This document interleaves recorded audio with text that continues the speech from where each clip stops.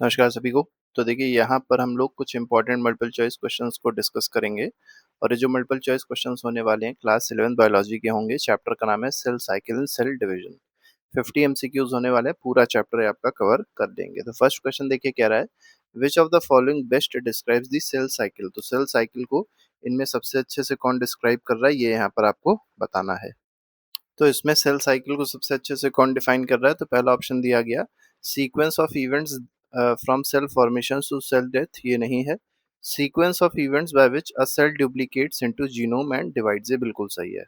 ठीक है, तो बी ऑप्शन बिल्कुल सही हो जाएगा इसमें। आगे बढ़ते हैं, अगले क्वेश्चन पे आते हैं। ठीक है, अगला क्वेश्चन देखिए क्या कह रहा है। क्वेश्चन नंबर 2 में कहा गया the correct order of phases in typical eukaryotic cell cycle is. तो यूकेरियोटिक सेल साइकिल में जो नॉर्मल सीक्वेंस होता है वो क्या होता है, ये बताना है आपको। तो ये G1 होता है, G1 के बाद S होता है, फिर G2 होता है, फिर M होता है। तो बी ऑप्शन बिल्कुल ठीक है इसमें। थर्ड क्वेश्चन कह रहा है in a human cell with 24 hour cell cycle the duration of M phase is approximately. देखिए एक ह्यूमन सेल है जिसमें 24 आवर की सेल साइकिल होती है। तो इसमें पूछा गया है जो एम फेज होगा ये कितनी देर तक रहता है, तो ये 1 घंटे तक ये लास्ट करता है। तो बी ऑप्शन बिल्कुल ठीक है इसमें। आगे बढ़िए, इंटरफेस ऑक्यूपाइज अप्रोक्सीमेटली। जो इंटरफेस है वह अप्रोक्सीमेटली जो है कितना मिनली टाइम ऑक्यूपाई करेगा, 95% टाइम जो है इंटरफेस ऑक्यूपाई करता है। तो इसमें सी ऑप्शन बिल्कुल सही हो जाएगा। क्वेश्चन नंबर 5 कह रहा है which phase is called the resting phase although the cell remains metabolically active. तो मेटाबॉलिकली सेल एक्टिव रहता है लेकिन फिर भी इस फेज को क्या कहते हैं, एक्टिव रेस्टिंग फेज कहते हैं। कौन सा ऐसा फेज है जिसको रेस्टिंग फेज कहा जाएगा, ये बताना है इस क्वेश्चन में। तो इंटरफेज को रेस्टिंग फेज कहा जाता है। DNA replication occurs during. अब जो डीएनए का रेप्लिकेशन होता है ये किस फेज में होता है, तो ये सिंथेसिस फेज में होता है, एस फेज में होता है। तो बी ऑप्शन बिल्कुल ठीक है। ठीक है, क्वेश्चन नंबर 7 पे आते हैं। Protein synthesis required for mitosis mainly occurs during. तो देखिए जो प्रोटीन का सिंथेसिस होता है माइटोसिस के दौरान, ये जो है ये किस फेज में होता है, ये बताना है आपको। तो ये जो फेज है उसका नाम है G2 फेज। G2 फेज में ये चीज होती है। क्वेश्चन नंबर 7 का बी ऑप्शन जो है वो बिल्कुल सही हो जाएगा। ठीक है, आगे बढ़ते हैं, क्वेश्चन नंबर 8 पे आते हैं। During S phase the DNA content changes from. S phase में जो डीएनए कंटेंट है वो कहाँ से किस में चेंज होता है, ये बताना है आपको। तो ये मेनली डबल हो जाता है, ये 2C से 4C हो जाता है। तो बी ऑप्शन बिल्कुल ठीक है एस फेज में।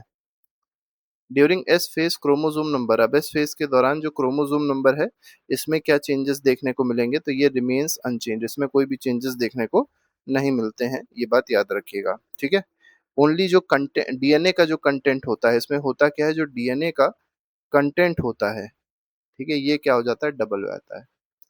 ठीक है, तो एस फेज की ये दोनों प्रॉपर्टी याद रखिएगा। Which organelle duplicates during S phase in animal cell. तो कौन सा ऑर्गेनल ऐसा होता है जो डुप्लीकेट हो जाता है इस फेज में एनिमल सेल में, ये आपको यहाँ पर बताना है। तो इस ऑर्गेनल का नाम है सेंट्रियोल। तो बी ऑप्शन बिल्कुल सही हो जाएगा। ठीक है, तो सेंट्रियोल जो है वो डबल हो जाए, डुप्लीकेट हो जाएगा इस फेज में एनिमल सेल में। Cells that permanently leave the cell cycle enter. देखिए सेल्स जो परमानेंटली लीव कर देते हैं सेल साइकिल को, वो किस फेज में एंटर कर जाते हैं, वो G0 फेज में एंटर कर जाएंगे, G0 फेज में एंटर कर जाएंगे वो। The cells in G0 phase are. जो G0 फेज में सेल्स होते हैं वो कैसे सेल्स होते हैं, तो ये मेटाबॉलिकली एक्टिव होते हैं बट नॉन डिवाइडिंग सेल्स होते हैं। मतलब आगे वो डिवाइड नहीं होंगे लेकिन मेटाबॉलिकली वो एक्टिव रहते हैं। क्वेश्चन नंबर 13 पे आते हैं। Heart muscle cells are generally found in. तो हार्ट मसल सेल जो होते हैं जनरली कौन से फेज में पाए जाते हैं, तो G0 फेज में ये पाए जाते हैं। तो इसका सी ऑप्शन बिल्कुल सही हो जाएगा। ठीक है, तो ये और ये through out the life G0 phase में ही पाए जाते हैं। क्वेश्चन नंबर 14 कह रहा है which organism completes its cell cycle in nearly 90 minutes. तो कौन सा ऐसा ऑर्गेनिज्म है जो अपनी सेल साइकिल को 90 मिनट में ही कंप्लीट कर लेता है, ये यहाँ पर आपको बताना है। तो ये यीस्ट है। ठीक है, तो यीस्ट क्या करता है, 90 मिनट में इसकी सेल साइकिल कंप्लीट हो जाती है। Mitosis is also called. Mitosis को और क्या कहा जाता है बताना है आपको। तो इसको इक्वेशनल डिवीजन कहते हैं। तो बी ऑप्शन बिल्कुल ठीक हो जाएगा इसमें। इसको इक्वेशनल डिवीजन कहते हैं क्योंकि इसमें जो क्रोमोसोम नंबर है, ठीक है, इसको इक्वेशनल डिवीजन क्यों कहते हैं, क्योंकि इसमें जो क्रोमोसोम नंबर है, क्रोमोसोम नंबर जो होता है वो क्या रहता है, अनचेंज रहता है, उसमें कोई भी चेंज देखने को नहीं मिलेगा। मियोसिस में आप देखेंगे क्रोमोसोम हाफ हो जाएगा। कैरियोकाइनेसिस रिफर्स टू, देखिए कैरियोकाइनेसिस जो होता है इसका क्या मतलब होता है, तो इसका मतलब होता है न्यूक्लियर डिवीजन, मतलब डिवीजन ऑफ न्यूक्लियस कहलाता है ये कैरियोकाइनेसिस, तो इसको न्यूक्लियर डिवीजन भी कह सकते हैं। The first visible event of prophase is, तो प्रोफेज का जो पहला विजिबल इवेंट होता है वो क्या कहलाता है, तो ये क्रोमोसोम का कंडेंसेशन होता है, तो यहाँ पर ए ऑप्शन बिल्कुल ठीक है। Each metaphase chromosome consist of, तो हर एक मेटाफेज क्रोमोसोम जो होता है उसमें क्या होता है ये पूछा गया है, तो उसमें टू क्रोमैटिड्स होंगे और ज्वाइंट एट सेंट्रोमीर, ठीक है, तो बी ऑप्शन बिल्कुल ठीक है इसमें। एस्टर्स आर फॉर्म्ड अराउंड, तो जो एस्टर्स है वो किसके अराउंड फॉर्म होते हैं ये बताना है, तो सेंट्रोजोम के अराउंड फॉर्म होते हैं एनिमल सेल में, तो बी ऑप्शन बिल्कुल ठीक है। Mitotic spindle consist mainly of, तो माइटोटिक स्पिंडल जो है इसमें मेनली क्या होता है ये बताना है, तो इसमें माइक्रोट्यूब्यूल्स होते हैं, तो बी ऑप्शन बिल्कुल ठीक हो जाएगा। 21st पे आते हैं, which structure disappears by the end of prophase, तो प्रोफेज के एंड पे कौन सा स्ट्रक्चर ऐसा होता है जो डिसअपियर कर जाता है, तो ये न्यूक्लियर इन्वेलप है जो डिसअपियर कर जाएगा एंड प्रोफेज के एंड पे। Chromosome morphology is studying best during, देखिए क्रोमोसोम की मॉर्फोलॉजी जो है वो बेस्ट कब स्टडी करी जा सकती है ये बताना है, तो मेटाफेज के दौरान सबसे अच्छे से स्टडी करी जा सकती है, ठीक है। और क्योंकि इसमें अगर आप देखेंगे क्रोमोसोम जो होता है सबसे ज्यादा कंडेंस्ड फॉर्म में देखने को मिलता है और इजिली उसको स्टडी किया जा सकता है। Kinetochore kinetochore is located on the dash, तो काइनेटोकोर जो होता है किस पे लोकेटेड होता है बताना है आपको, तो सेंट्रोमीर पे लोकेटेड होता है, सेंट्रोमीर पे लोकेटेड होता है, तो बी ऑप्शन बिल्कुल सही है। काइनेटोकोर होता क्या है, ये एक प्रोटीन स्ट्रक्चर होता है जो इस पे लोकेटेड होता है, तो अगर आपसे पूछा जाए काइनेटोकोर है क्या, तो ये क्या है, एक प्रोटीन स्ट्रक्चर है, प्रोटीन स्ट्रक्चर है ये, ठीक है। आगे बढ़ते हैं, question number 24, chromosome align at the dash, तो क्रोमोसोम जो है ये कहाँ पर अलाइन होते हैं, किस में अलाइन होते हैं, तो इक्वेटोरियल प्लेट पे ये अलाइन होते हैं, तो बी ऑप्शन बिल्कुल सही है इसका, ठीक है। इक्वेटोरियल प्लेट मतलब मेटाफेज में ये आपको देखने को मिलेगी, किस में देखने को मिलेगी, मेटाफेज में देखने को मिलेगी। आगे बढ़ते हैं, question number 25, the plane where chromosome align is called, तो जिस प्लेन में क्रोमोसोम अलाइन होते हैं उसको क्या कहा जाता है, तो उसको मेटाफेज प्लेट कहते हैं, ठीक है। तो प्लेन ऑफ अलाइनमेंट जो कहलाएगा उसका नाम है मेटाफेज प्लेट। आगे बढ़ते हैं, सेंट्रोमीर स्प्लिट्स ड्यूरिंग, तो सेंट्रोमीर जो है ये कब स्प्लिट होता है, ये एनाफेज में इसकी स्प्लिटिंग होती है सेंट्रोमीर की, ठीक है। और इससे क्या होता है, क्रोमैटिड्स जो होते हैं वो सेपरेट हो जाते हैं, तो इससे रिजल्ट क्या होगा, क्रोमैटिड्स का सेपरेशन, तो क्रोमैटिड्स क्या हो जाएंगे, सेपरेट हो जाएंगे।